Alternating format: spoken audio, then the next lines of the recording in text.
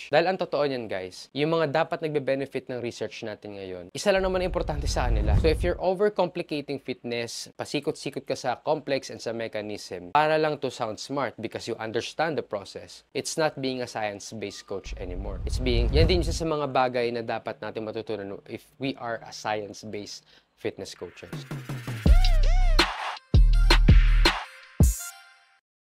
So, paano maging effective na science-based fitness coach? So, by the way, I'm Coach Ja. I'm an exercise science educator.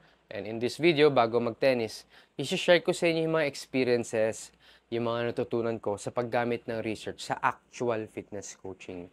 Based sa pinagdaanan ko for 9 years sa pagmamasters ng sports and exercise science.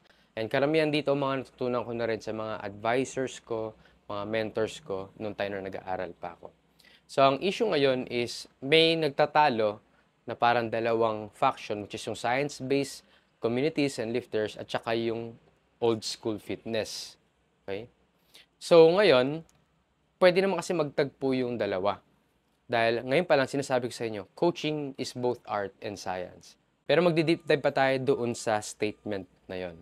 So, meron ulit 5 bagay na i-share ngayon na pwede nyo pag-reflectan if you're a science-based fitness coach or plainly an experienced coach na marami ng pinagdaanan na may napatunayan pa rin. And if you're aspiring to be both an experienced who knows how to execute and at the same time who relies on research para mas maging strong yung mga claims natin.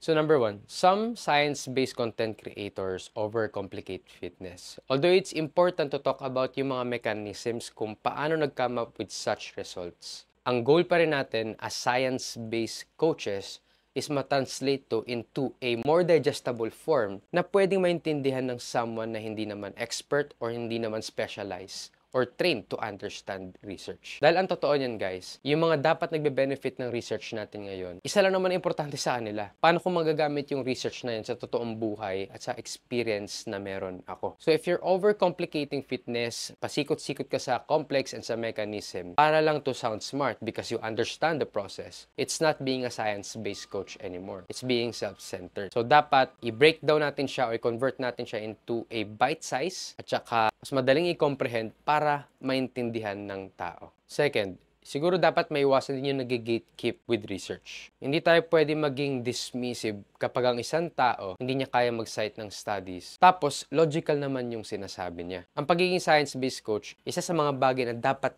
hindi natin pinapractice is mang-invalidate ng experience ng iba. Kahit na medyo mahirap gawin. Hindi porket di niya kaya mag-cite ng study for now, hindi natin siya paniniwalaan. I assume na kapag science-based coach tayo, it means meron na tayong wealth of knowledge na nakastack sa utak natin. With that trait, kaya naman na siguro natin i-validate ang isang tao na logical naman yung sinasabi, hindi lang niya kaya mag-cite ng studies because maybe he or she doesn't have the research skill enough to find the study that can back up his or her claim. Kumaga dapat alam natin kung saan sila nanggagaling kung science-based coach tayo. Hindi pwedeng alam natin yung pinanggagalingan nila pero dahil di sila makapag-cite ng studies, ini-invalidate na natin yung opinion nila. We can continue having discourse. Kaya nilang mag-flag kung ano yung misinformation o hindi. Hindi lang talaga nila kayang hanapin yung literature na nagsusupport ng claims nila. Nag-i-exist yung mga ganun tao. Next, tanggalin yung dogmatism. Masyado tayong obsessed sa science, hindi na tayo nag-iisip or binibigyang importance yung context. Yan din isa sa mga bagay na dapat natin matutunan if we are a science-based fitness coaches. We know how to read the research paper, we know how to interpret the results, pero dapat mapasok natin siya sa konteksto. Matranslate natin agad siya sa real life world of training and fitness. So for example, meron isang study nagsasabi na mas mataas ang stimulation na nakukuha ng muscles kapag eccentric contraction compared sa concentric contraction. So, if magre-rely lang tayo sa sinabi ng science, ibig ba sabihin nun, kailangan natin mag-focus sa eccentric contraction? Hindi. Bakit hindi? Sinabi nga ng science, mas maraming muscle growth na pwede mo makuha kapag mas focus ka sa eccentric contraction. It's because in real life training, parehas mo na lang din naman ginagawa yung concentric at saka eccentric. So, bakit i-disregard mo pa, bibigyan ng less importance yung isang contraction kung in one repetition, ginagawa mo na lang din pareho. So, why not just give importance to both contraction?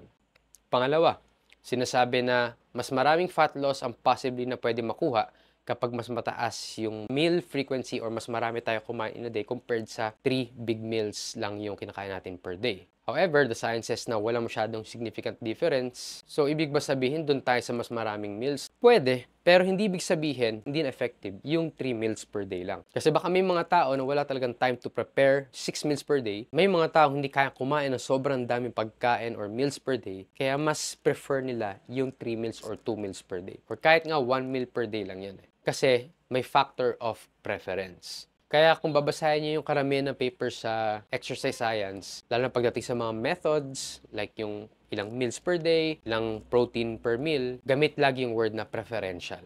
Third, iwasan natin siguro maging detached sa real-life world training. After we do things in the laboratory, we have to go outside and immerse doon sa real-life world ng fitness training. Kailangan natin malaman kung ano yung na-validate ng results na nakuha natin from the study. Kailangan natin malaman kung how applicable lang siya sa kontekstong titingnan natin. For example, sinasabi sa science na mas maraming muscle strength and size ang pwede mo makuha if you're resting longer compared sa 60 seconds and below lang yung resting time mo. Pero hindi ibig sabihin, kapag nagmamadali ka, hindi mo kaya magtagal mag-workout sa gym at gusto mong i-employ yung short resting time, hindi ka na makaka-develop ng gains and strength. Hindi lang similar sa kung anong pwede mo makuwang benefit from resting longer, but still you will get results by resting in a short period of time in between sets. So nakikita niyo yung pattern. Hindi porket may isang bagay na better sa isang bagay, i-disregard natin yung bagay na inferior. Pwede pa rin natin siya magamit in some ways. May option lang tayo if we want to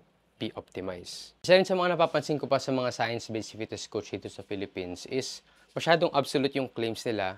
Hindi nila binibigyan ng pagkakataon yung mga taong i-interpret yung results by also disclosing kung paano ginawa yung study, ano yung procedure, ano yung tools na ginamit, and most of all, ano yung mga gaps na pwede pang makita from the study. So one example, may mga study na nagsasabi dyan na high protein intake can lead to more muscle growth. Pero yung pala, hindi nila kinontrol yung energy intake.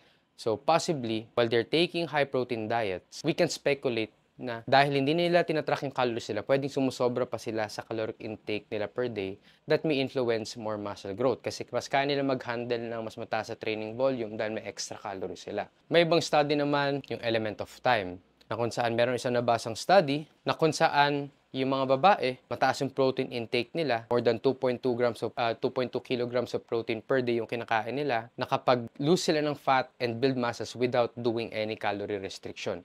However, habang tumatagal yung experiment, madami nag-withdraw from the study kasi siguro nauumay na sila sa kapagkain ng high protein diets. So, napaka-effective strategy ba ng sobrang taas na protein intake per day sa mga babae na ayaw mag-diet pero gusto mag-lose ng fat? Hindi natin masabi kasi marami nag-withdraw kahit na sinasabi dun sa study na significantly nakapag-build sila ng muscle and lose sila ng fat at the same time without calorie deficit. So, marami pwedeng tingnan sa isang study.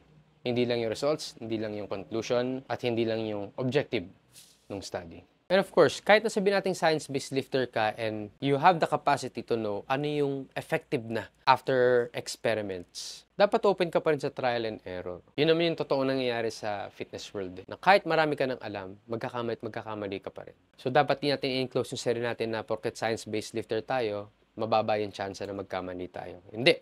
Magkakamali pa rin tayo. And lastly, siguro yung tone and communication. Na hindi maiwasan na ibang science-based coaches and lifters na maging condescending yung tone nila kasi of course meron silang binabaon na information na hindi lahat may alam, pero that information should be shared, and para ma-absorb ng isang tao isang information, dapat positive yung association niya or experiences niya habang inaalam yung information na yun. So, if you're a science-based coach na napaka-importante nung alam mo, pero masyadong arrogante at saka condescending yung tono mo, hindi yan ma-absorb ng mga taong nangangailangan ng information na yun. So, hanggat maaari, tone down, be neutral. Pwede kang magkaroon ng stand, pero hindi ka pwede dapat maging dismissive. So, in that way, mabibridge natin yung results, yung importance ng study, doon sa mga taong nangangailangan ng information from that particular study. Again, coaching is both art and science. At ang exciting truth about it is that nag-execute muna tayo. Meron mo tayong ginagawang isang bagay na never pa nalaman ng science. Then kapag may phenomenon na doon na sumusunod yung science. Ano tong nangyayari na to? Let's validate kung anong nangyayari dito sa isang specific practice. Yung bro split, in-execute mo yan ng mga OGs bago validate ng science yung effectiveness and efficiency ng bro split. Yung intermittent fasting, in-execute muna ng mga tao yan bago nagkaroon ng science that explains kung ano yung nuances, benefits, mechanism ng intermittent fasting. Nangyayari muna, may ginagawa muna ang isang tao, then sumusunod yung science para i-validate yung method na yon, lalo kapag phenomenal yung method. Kaya importante din yung experience. You gain creativity by having such experience. Then susunod si science para i-validate yung creativity na yon. Ang problem na sa mga ibang tao na heavy reliance sa experience because fixated sila sa method na nag-work sa kanila, na ang danger lang doon, sa sobrang satisfied sila sa mga results ng method na ginagawa nila. Baka di na sila nagiging open sa ibang options that also works. Baka kasi matsambahan nila yung isang tao na hindi pasok yung method na matagal nilang ginagawa at pinapractice. So, hindi mag-work yung dalawang yun. But by seeking assistance from science, pwede kang magkaroon ng other options para maging continuous yung pag-work nyo together ng client. Kasi alam mo siya kung paano tulungan, hindi man sa method na matagal mo na ginagawa. Pero alam mo kung paano gawin, yung isa bang option na go-work, may implement mo yun sa clients mo. And finally, malate mo siya sa results na gusto niya. So yes, if you're a science-based fitness coach, kailangan mo na experience. And of course, kapag experienced coach ka, dapat magre-rely ka rin sa science. Dahil sa coaching standards and ethics, sinasabi dyan na dapat up-to-date lagi ang alam mo sa fitness if you want to be a competent coach. So yun lang, I hope itong video na ito nakatulong sa inyo at nakapagbigay ng enlightenment sa kung paano maging effective science-based fitness coach at the same time hindi out of touch na fitness coach. Dahil ang pagiging coach ay hindi lang pagiging science-based, hindi lang pagiging experience, kundi pagiging emphatic din sa pinagdadaanan ng ibang taong gumagawa ng fitness.